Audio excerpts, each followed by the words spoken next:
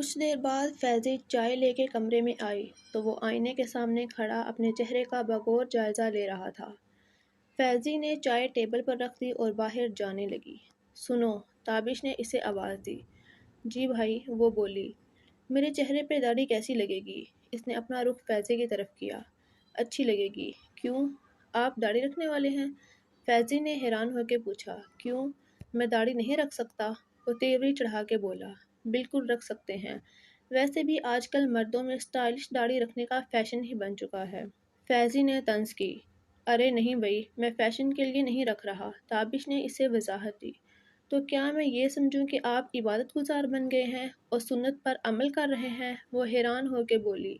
کچھ ایسا ہی سمجھ لو۔ تابش نے کندھے اچکائے۔ جواباً فیضی ہنس پڑی۔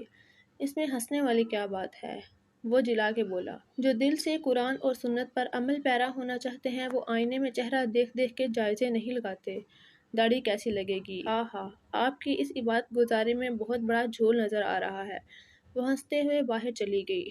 لو، ایک تو دنیا کسی حال میں بھی نہیں جینے دیتی۔ تابش نے منہ بنا لیا۔ اگلے کچھ دنوں تک تابش نے مولوی صاحب کے گھر آنے جانے کے اوقات پر نظر رکھی۔ ان کا گھر مسجد سے کافی فاصلہ پر تھا۔ کبھی کوئی نمازی انہیں کالونی کی مین گلی تک چھوڑ جاتا اور کبھی وہ پیدل ہی گھر پہنچتے۔ ایک دن عصر کی نماز کے بعد وہ پیدل ہی گھر کی طرف چل پڑے۔ تابش نے موقع غنیمت جانا اور ان کے پاس جا کے بائک روک دی اور سلام کیا۔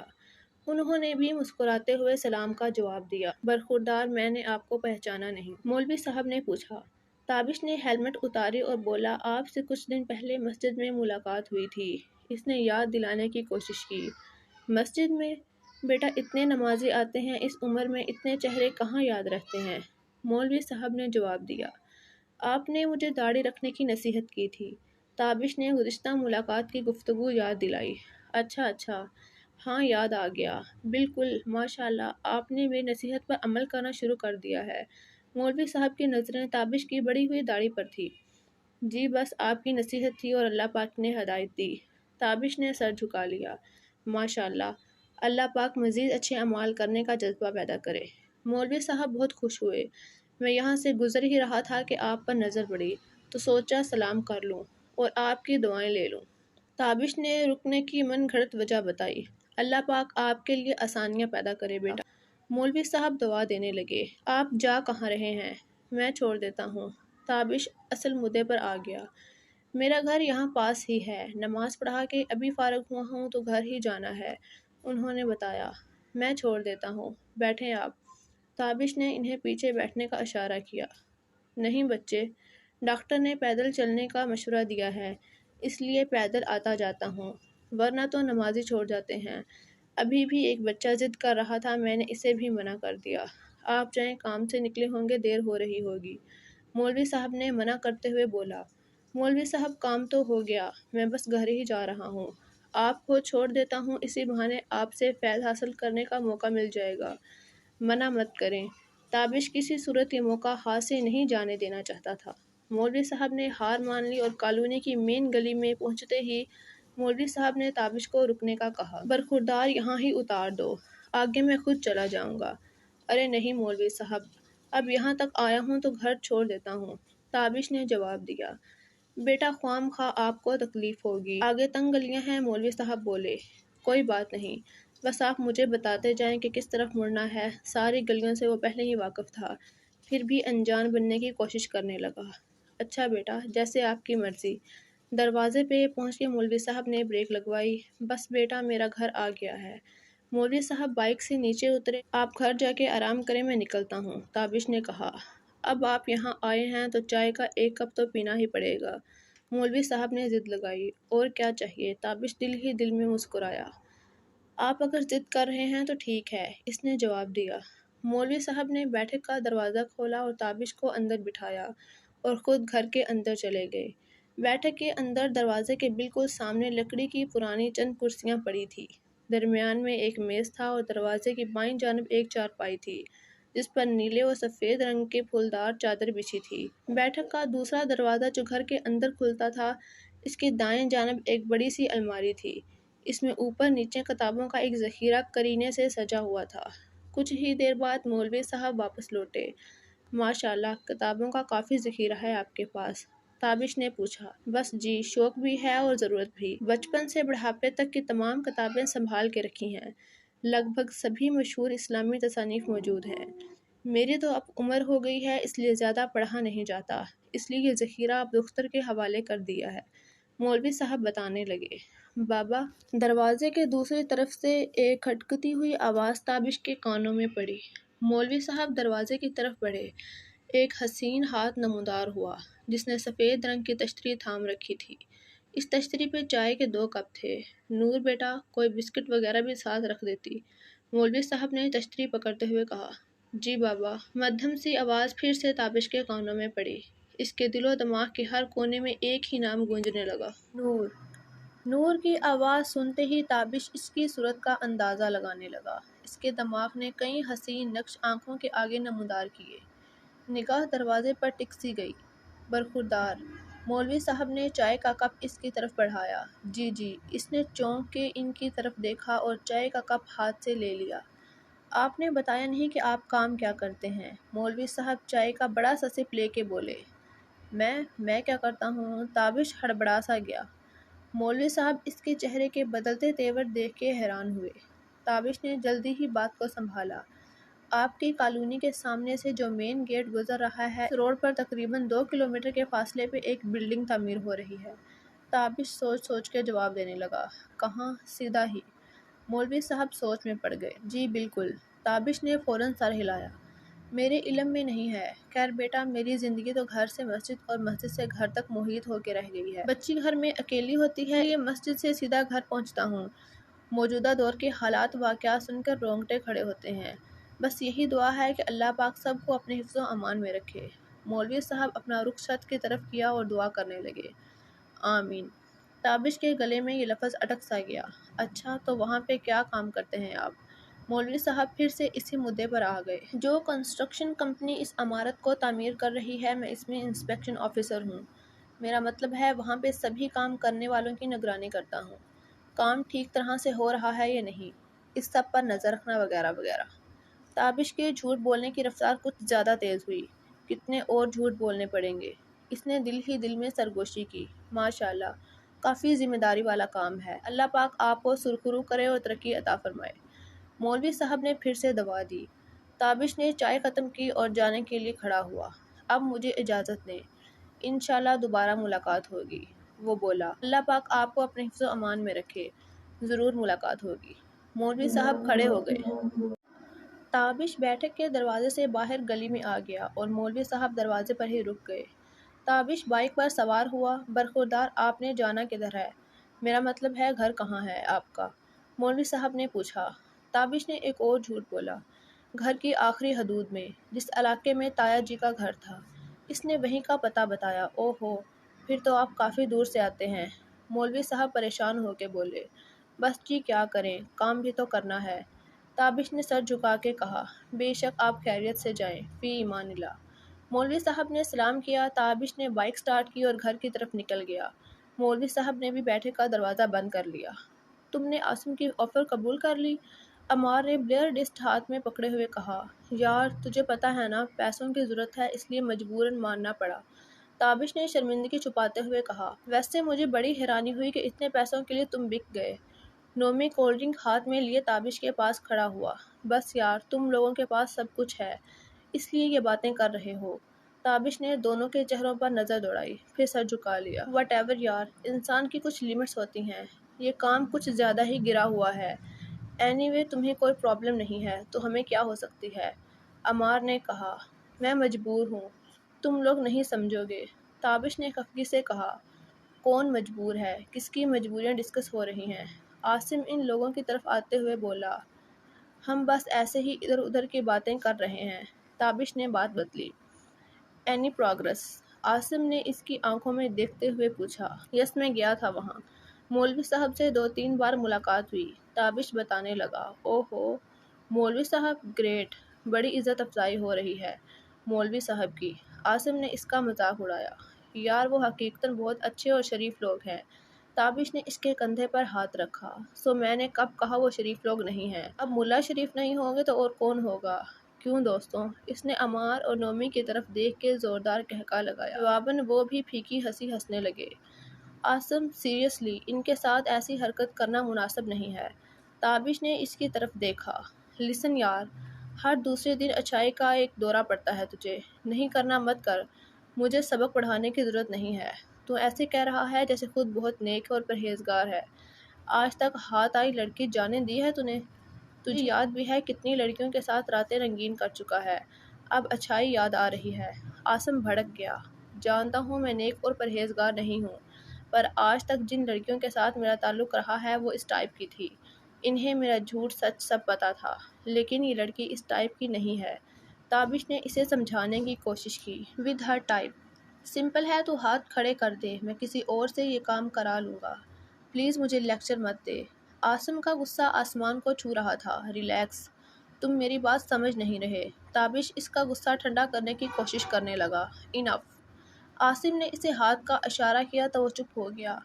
عمار اور نومی نے دونوں کو چپ کرایا۔ عاصم کا غصہ ٹھنڈا ہوا تو وہ پھر سے بولا۔ دیکھ یار، میں اب بھی اوپنلی پوچھ رہا ہوں کہ تم یہ کام کرنا چاہتے ہو یا نہیں، تو میں تمہیں مجبور نہیں کروں گا۔ عاصم نے اس سے پوچھا۔ یار عاصم، میں یہ کام کرنے سے منع نہیں کر رہا۔ اگر ایسا ہوتا تو کل میں اس مولوی کے گھر چائے نہ پی رہا ہوتا۔ اتنے دنوں سے اسی میں لگا ہوا ہوں۔ تابش بتانے لگا۔ واؤ، چائے پی کے آیا، good good. I am sure اسی کے ہاتھ کی چائے ہوگی۔ عاصم نے اسے چھیڑتے ہوئے کہا۔ ہاں شاید۔ تابش بھی مسکرا دیا۔ سو دیدار بھی ہوئے یا پھر خالی چائے سے گزارا کیا؟ عاصم اس کی آنکھوں میں دیکھنے لگا۔ ارے دیدار کہاں یار، ابھی تو بس نام ہی۔ تابش نے بات ادھوری چھوڑ دی۔ نام ہی مطلب؟ اوہ، کیا نام ہے اس کا؟ وہ نہیں تو اس کا نام لے کے ہی کروٹیں بدلتے رہیں گے۔ عاصم مستی کے انداز میں بولا۔ میں کہہ رہا تھا نام بھی نہیں پتا چلا ابھی۔ تابش نے بات سنبھالی۔ کیا ہیرو، ایک نام نہیں پتا کر پایا؟ عاصم نے بناوٹی خفگی ظاہر کی۔ ویسے نام تو تجھے بھی پتا ہونا چاہیے، یا پھر ایسے ہی بھوت سوار کر لیا خود پہ؟ تابش نے اسے گھیرا۔ یار اس وقت صرف اسے پانے کا بھوت سوار تھا، نام میں کوئی دلچسپی نہیں تھی۔ عاصم نے بتایا۔ تو نے اس کی شکل تو ضرور دیکھی ہوگی۔ تابش نے ایک اور سوال کیا۔ کہاں یار، شکل کہاں دیکھی، بس کالے برقعے کے پیچھے لگا رہا کئی دن۔ جب شکل دیکھنے کی باری آئی تو ساری گیم پلٹ گئی۔ عاصم نے ایک گہری سانس لی۔ What are you crazy? اس لڑکی کو بنا دیکھے تو پاگل ہوا ہے۔ تابش نے کرسی سے لگ بھگ اچھل پڑا۔ ایکچولی میرا ایک بچپن کا یار ایجوکیشن ڈپارٹمنٹ میں ہے، اسلامی مدارس کے سروے ٹیم کے ہمراہ اس کا چکر مدرسے میں لگا، وہیں کہیں اس کی نظر اس لڑکی پر پڑی، وہ بھی پاگل ہو گیا تھا۔ اس رات وہ فارم ہاؤس پر آیا، اس لڑکی کو یاد کر کر کے 3 بوتلیں گٹک گیا۔ میں نے بھی سوچا یار چیز ہوگی، اس کو دیکھ کے وہ پاگل ہوا ہے، تب میں بھی اس کے پیچھے پڑا، لیکن بدقسمتی سے کچھ ہاتھ نہیں لگا۔ عاصم نے اپنا سارا قصہ سنا دیا۔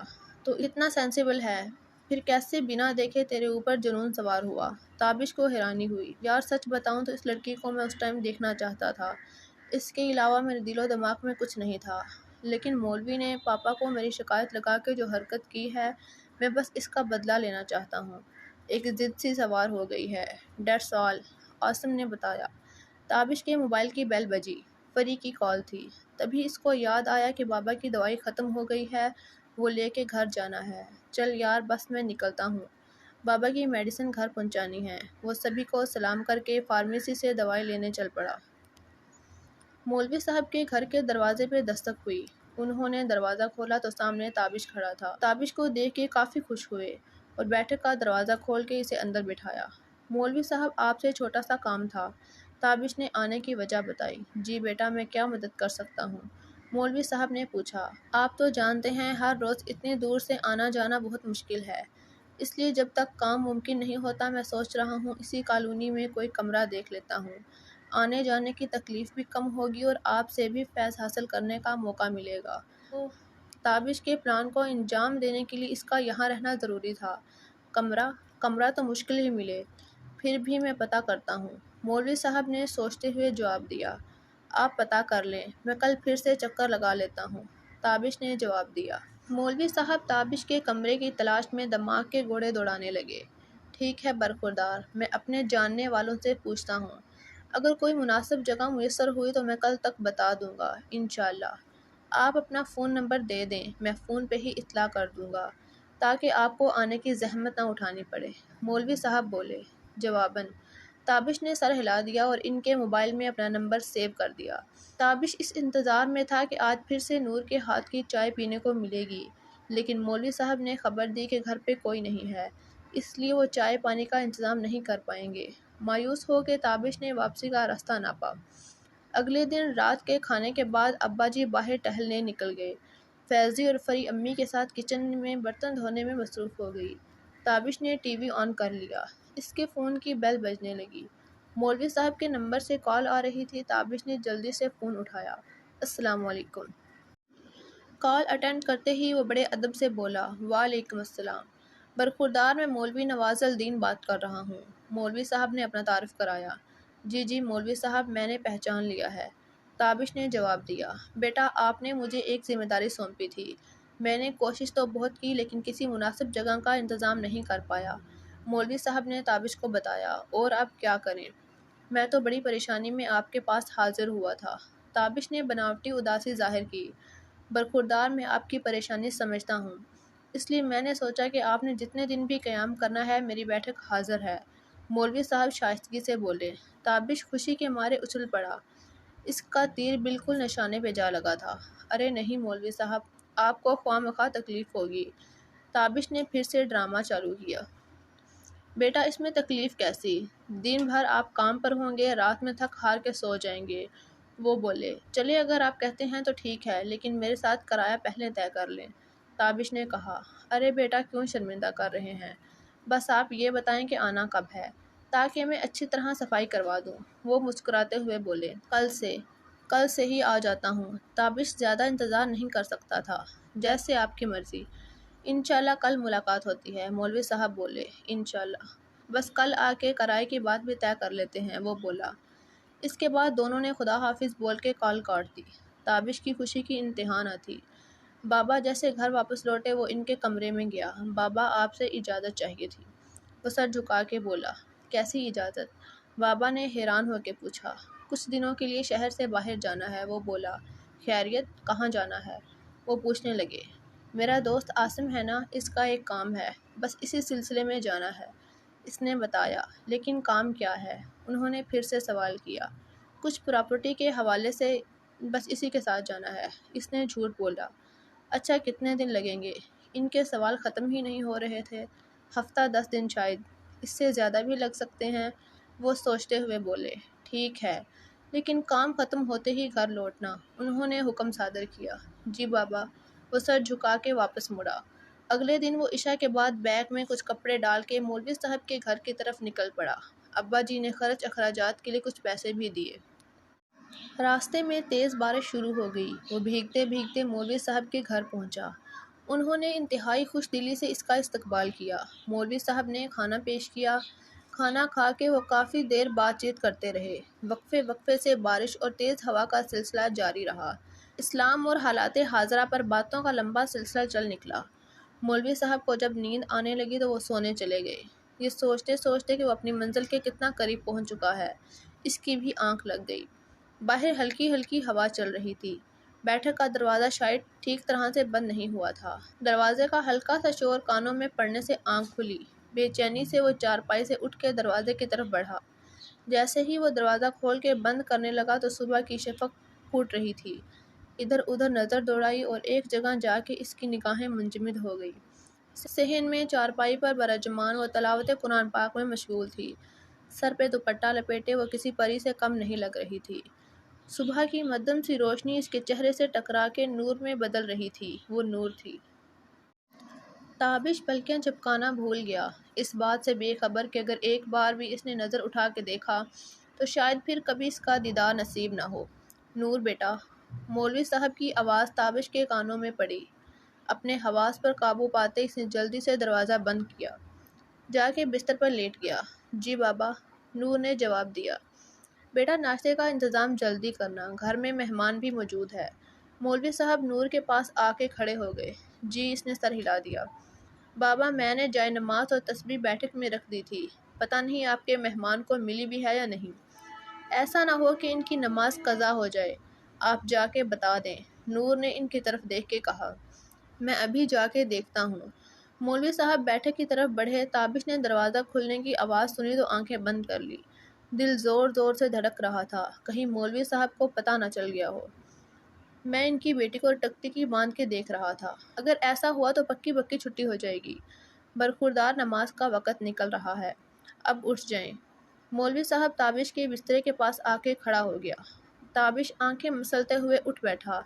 شکر ہے آپ نے وقت رہتے اٹھا دیا، ورنہ نماز قضا ہو جاتی۔ دراصل نئی جگہ تھی اس لیے آنکھ دیر سے لگی۔ اس نے وضاحت دینا شروع کر دی۔ چلیں اب جلدی سے اٹھ جائیں، مولوی صاحب نے تاکید کی۔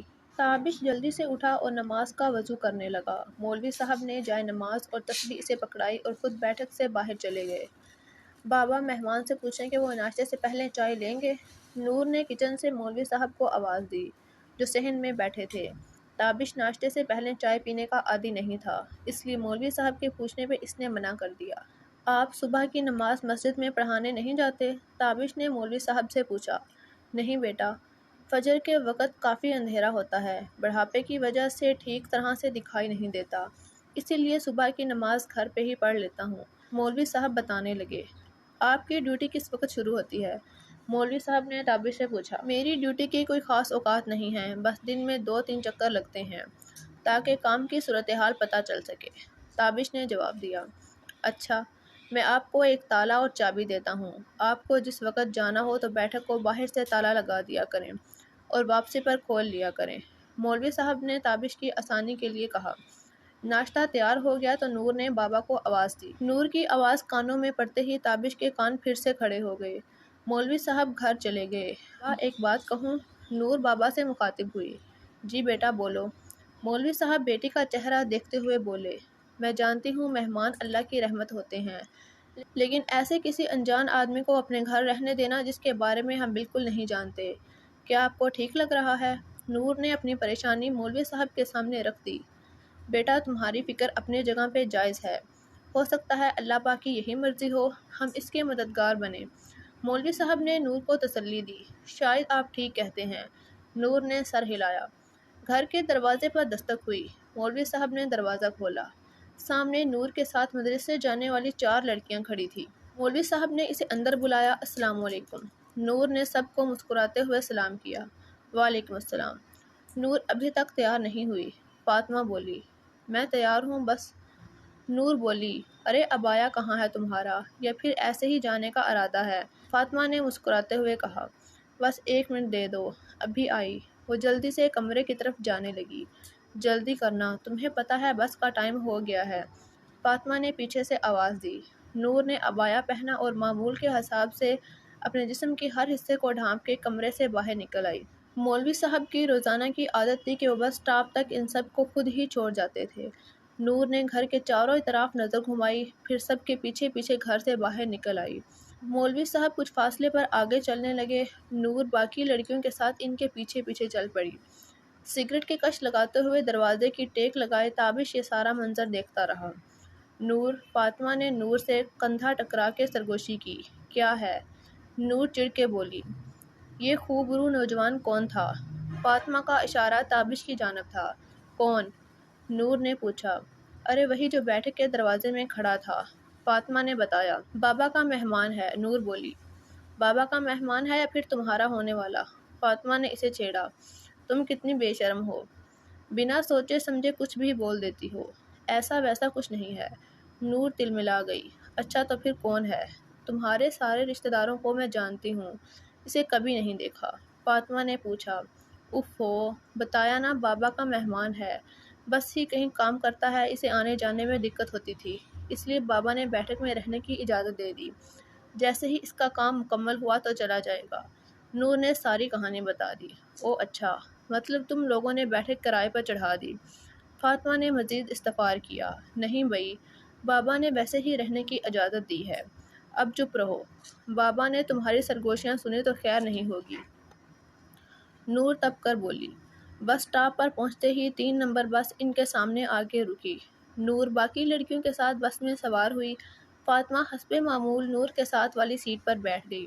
نور، فاطمہ نے اسے اپنی جانب مخاطب کیا۔ نور نے کوئی جواب نہیں دیا۔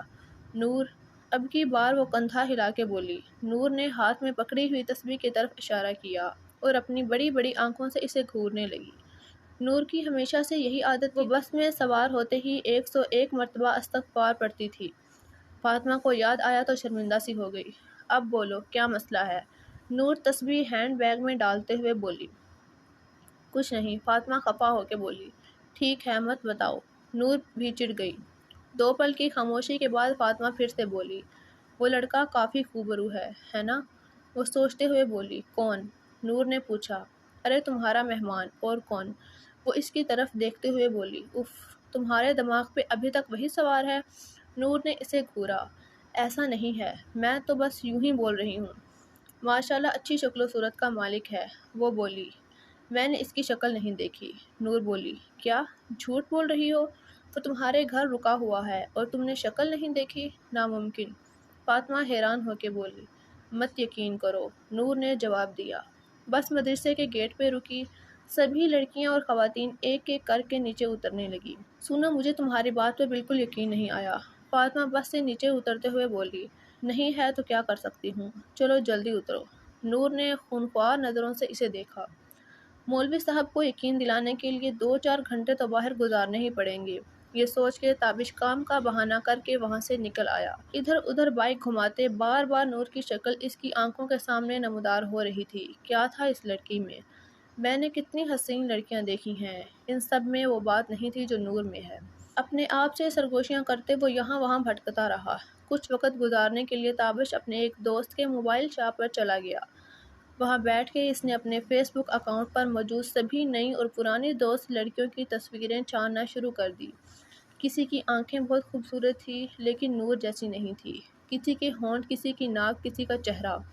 ہر ایک لڑکی کو بغور جانچنے کے بعد وہ اس نتیجہ پر پہنچا، ان میں سے کوئی ایک بھی ایسی نہیں جو نور کا مقابلہ کر سکے۔ سپہر 1 بجے تابش کو خیال آیا کہ نور کو چھٹی ہو چکی ہوگی۔ وہ جا کے 3 نمبر بس کے سٹاپ کے پاس موجود ڈرنک کارنر پر کھڑا ہو گیا۔ اتنے میں بس آ کے رکی۔ نور باقی لڑکیوں کے ساتھ بس سے نیچے اتری۔ سنو، فاطمہ نے نور کو کندھا مارا۔ کیا بدتمیزی ہے فاطمہ، لوگ دیکھیں گے تو کیا کہیں گے؟ نور تپ گئی۔ اچھا معاف کر دو، فاطمہ شرمندہ ہونے لگی۔ بے شرم لڑکی۔ نور شدید غصے میں تھی۔ اچھا سنو نا، وہ پھر سے بولی۔ اب کیا ہے؟ وہ بولی۔ وہ سامنے دیکھو۔ فاطمہ نے ڈرنک کارنر کی طرف اشارہ کیا۔ کیا ہے وہاں پہ؟ نور نے اس کی طرف دیکھے بنا ہی پوچھا۔ ارے وہی تمہارا مہمان، وہ سامنے کھڑا ہے، اگر تم نے سچ میں اسے نہیں دیکھا تو ابھی دیکھ لو۔ فاطمہ بولی۔ خدا کا خوف کرو، ذرا سی شرم باقی ہے تم میں یا نہیں؟ نور بھڑک کے بولی۔ فاطمہ ڈر کے چپ ہو گئی۔ اچھا بابا، میں تو بس ایسے ہی بول رہی تھی۔ تھوڑی دیر بعد فاطمہ پھر سے بولی۔ بات مت کرو مجھ سے، آج تم نے حد کر دی۔ نور غصے سے تلملاتی اس سے آگے بڑھ گئی۔ گھر کے دروازے پر پہنچی تو مولوی صاحب گلی میں ہی کھڑے تھے۔ نور باقی لڑکیوں سمیت گھر کے اندر داخل ہوئی۔